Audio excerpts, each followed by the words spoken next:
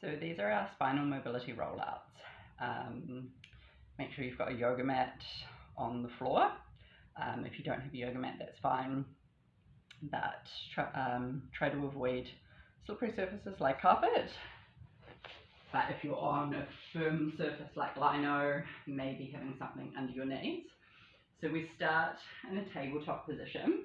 So the idea of these, and the reason that I call them spinal mobility rollouts, is that we take the spine through a full range of motion in terms of flexion and extension. Also helps with some mobility in the hips and through the shoulders. So we start in our tabletop position. We want the toes untucked. So if you're someone that has a bit of difficulty, maybe when you untuck your toes, your feet still sit quite high, you don't come flat, that's fine. So long as it doesn't cause any pain. If it's causing discomfort, you can go between tucking and untucking. But it might be your preference to tuck them under and just have them under. So start a little bit towards the end of the mat to give yourself plenty of room at the front. And we're starting in our tabletop position, which is our knees under our hips and our hands under the shoulders, and just gently spread the fingers a little bit. It's not super important at this part, but it's a good habit to just relax the hands. In our first position, as we breathe out, we're going to take our hips back and down towards our heels, so they don't have to touch the heels. Bring the arms down along the sides and the forehead down to the mat.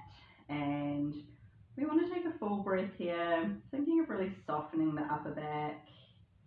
Maybe take a breath, and again that sense of the sit bones sinking towards the heels. And then coming back to our table position. From here, walking our hands forward, keeping our hips over our knees. It might take you a little practice to get the sense of where that is. Letting ourselves come down to our elbows, letting our chest soften down and our forehead come down to the mat. Take another full breath here. And then with that bend in the elbows, pressing into the mat, just trying to not let the elbows come out too wide, rolling forwards, keeping the chest and chin low, coming down to the mat. So here, if you know that you experience lower back pain, it's a good idea to just let the elbows come out a little bit. Regardless, we want to take our legs apart. The feet will be the width of the mat. So regardless of whether you've taken the elbows out or they're still tucked in, just lifting through the upper body. So we want to sense that the shoulder blades are drawing back and the upper back is doing the work. We want to be long in the back of the neck, not letting the neck lift the head like this. So if the elbows are slightly out, we're just a little bit lower, which reduces that pressure on the lower back. If the elbows are in, we're up a little bit higher, and that might be something that you can work on over time. Softening back down to the mat. If you have taken your elbows out, tuck them back in again. Bring the legs back to each other. Coming back and softening down into our melting heart. So letting the chest come down, having the hips over the knees. Take a breath here. And then walking back through your table. And then taking the sit bones back, coming back into your child's pose.